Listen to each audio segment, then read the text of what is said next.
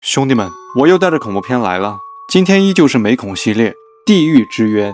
故事发生在一个月食之夜，一个老人慌张地跑进了教堂，而且他的手里还抱着一个小孩。在对着面前的耶稣祈祷完之后，老人就从兜里拿出了一把刀子，准备当场将这个孩子杀掉。就在刀子即将捅下去时，两名听到声音的警察闯了进来，他们命令老头放下刀子，不然就要开枪了。但老头却说他是在救你们，还说这个婴儿根本不是人。说完他就举起了刀子，而同一时间警察连开数枪把老头射杀了。镜头一转，一个男人提着行李箱来到了一家修道院，而他就是当初被救下的婴儿大山。他现在也成了一名警察，在听说社会上失踪的7位少女与这家修道院有关后，于是就匿名前来调查。接着大山顺利潜入修道院，而且还成了一名神父。但在这里吃的第一顿饭就让大山崩溃了。他发现这些道士吃的都是一些不明生肉，血淋淋的。入乡随俗，大山也不敢说些什么，可嚼着嚼着，他就从嘴里扯出来一撮毛发。大山赶紧到厕所全部吐出来了。接着他就感觉嘴巴里有什么东西在里面，拿出来一看，居然是一颗人的牙齿，而且牙齿里面还长了蛆。大山虽然很震惊，但这也证实了失踪的几个少女应该与这修道院有关系。抱着怀疑的态度，大山跟着院长参加了一场驱魔仪式。他们抱着蜡烛站成了一排，面前就是被恶魔附身的女孩。伴随着院长将圣水洒了过去，女孩体内的恶魔瞬间害怕了，但她仍然不打算离开。院长又捧起一本圣经开始朗读。在这一连串的法术攻击下，恶魔终于按耐不住，陷入了癫狂。见此情形，院长赶紧让手下拿来了十字架，但没想到在举起的瞬间，十字架竟然燃起一道烈火，所有人看傻眼了。而最后，恶魔虽然被院长驱逐，但女孩也因为身体受到损伤死掉了。接着，大山趁他们在给女孩埋葬时，偷偷潜入了院长办公室。他在床底下发现了一只被注射过的吗啡，这种剂量足以让一个成年人死亡。而大山站在床边上的时候，发现有个机关可以让床自己摇晃起来，对面还有一个风扇，可以让这屋子随时刮起大风，并且那十字架也是假的，跟打火机一样，一按就会出火的那种。难道这场驱魔是假的？就在大山继续深入调查时，一个人的出现却突然打断了他。他说自己叫大胖，是院长的私人秘书。他告诉大山，他的一举一动已经被院长监视了，劝告大山赶紧收手，好自为之，并且这家修道院关系很硬，凡是踏入这里的人根本没有半点离开的可能。因为大胖在3年前想要逃离此地，却没想到被院长当场抓住了，把他关进地牢，折磨了3天3夜。可是大山却在这时赌上了一把，他将自己警察的身份全部告诉了大胖，并承诺帮他找到院长的犯罪证据之后，他就会带上大胖一起离开。镜头一转，大山闻到一个柜子后面有股腐烂的味道，于是他就上去把柜子推开了，一个洞呈现在他的面前，周围还沾满了鲜血。大山忍着恶臭把手伸了进去，竟从里面抓出了一颗人的眼球，而且那眼珠子还上下移动的。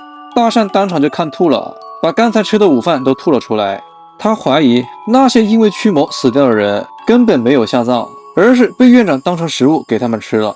带着这些疑虑，大山趁夜深人静偷偷的来到了墓地。几铲子下去后，他挖开了一个土堆子，可掀开里面的盖板一看，棺材里面是空的，并没有尸体。就在大山认神之际，一个人从后面用麻袋罩住了他。大山醒来发现自己的手脚被绑住了，对面坐着一个人让他安静一点。紧接着院长走了进来，还好心的端来了4大碗香喷喷的肉，然后一块块塞到了大山嘴中。大山很清楚这肉的来历，宁死不吃，但此刻也由不得他了。壮汉强行掰开嘴巴，把肉全部塞了进去。大山搞不懂院长为啥要搞这么多肉给他吃，于是在趁看守睡着时，他偷偷解开了身上的绳索。但没过3秒钟，那看守居然睁开了眼睛。大山立马从床上跳了起来，赶紧去拿旁边的手枪。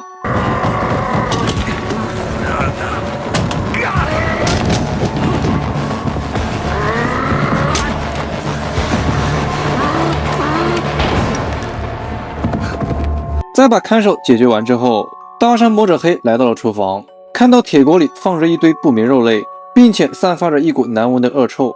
就在大山打开冷库的大门时，他也终于发现了真相。只见里面整整齐齐挂着7具尸体，而这应该就是失踪的那7位少女了。这时大胖找了过来，说有个重大的发现要告诉大山。然后他们来到图书馆，打开了一本书，凡是月食出生的婴儿代表着天选之子，必须在诞生时将其斩杀，如果不杀掉，天选之子将吞下7位恶妇的肉，并饮下1位处女的鲜血。那时天选之子将化身为恶魔，世界将迎来末日。大胖说他们把你当成了天选之子，所以要完成这些仪式。而大山此时只想逃离这里，然后带兵过来拿下这个修道院。他就问大胖有没有离开这里的密道。大胖说确实有一个，是他当年逃生时用的。接着他们从大殿的后面钻了进去。大山跟着大胖来到一个矿洞，就在他以为自己要逃出去时，2个僧人突然出现，对着大山就是一顿输出，接着把他给打晕了。原来这大胖是院长安插过来的内奸，他俩给大山做了一个局，把大山耍了团团转。而且少女失踪的消息也是他们故意放给警局的，为的就是能把大山引到修道院来。镜头一转，大山就被人绑起来了，院长带着小弟都换上了红色道袍。他说那口井就是通往地狱的通道，为了这一刻，他们家族已经等了几百年了。院长让大家一起迎接这个伟大的时刻。说完，一名处女就被人押了过来，接着一个僧人直接割断了他的咽喉，再把处子之血灌入大山嘴中后，院长就带领小弟开始召唤了。 Veni ad nos Domine. Veni ad nos Domine. Veni ad nos Domine. 可是念了几十遍后，这周围的一切并没有发生什么变化。院长就问了旁边的大胖，说是不是有哪个步骤遗漏了？大胖表示他们都按照书上做到位了，并没有出现差错。院长猜这个大山可能不是天选之子，就让大胖一刀把大山捅死了，然后把尸体扔进了深井里面。镜头一转，因为院长仪式没能成功，他就喝醉酒了。这时大胖走了过来，在看了一眼院长后，大胖拿起一个枕头捂住了院长，因为只要院长一死，他就可以顺理成章的成为他的接班人。时间来到第二天，大胖把院长去世的消息告诉了大家，他们猜院长应该是过度悲伤死掉了。由于修道院不可一日无主，大胖成为了新一任院长。然后他就带领子弟们在教堂内给院长举行葬礼。就在此时，一只苍蝇从院长鼻孔里钻了出来，那苍蝇顺着隧道一路飞向了那个井里面。在接触到大山的身体后，大山竟然奇迹般的活了过来。在非常吃力的从地上爬起来后，大山突然就抽了一下，全身冒起了青烟。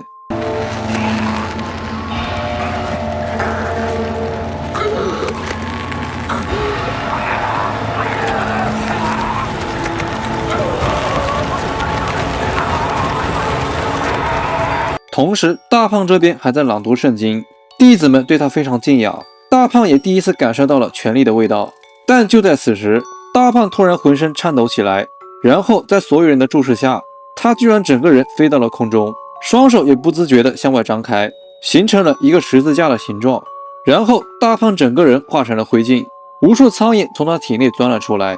而跟随苍蝇的视角看去，一双爪子从黑暗中伸了出来。一个长着牛角的怪物出现在了大堂，他走向了大胖刚才站的位置，然后张开双臂怒吼了起来。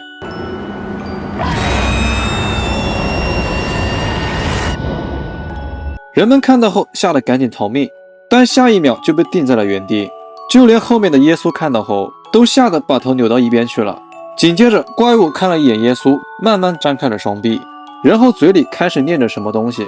后面的僧人也不自觉地飘到了半空，所有人以脑袋朝下的诡异姿势被定格住了，而牢房内的所有人也摆出了同样的姿势。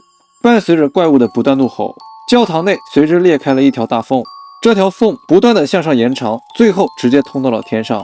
镜头一转，只见外面的世界都被颠倒过来了，修道院上面的天空突然破开了一个大洞，无数极其黑暗的生物不断涌入了人间。至此，电影结束。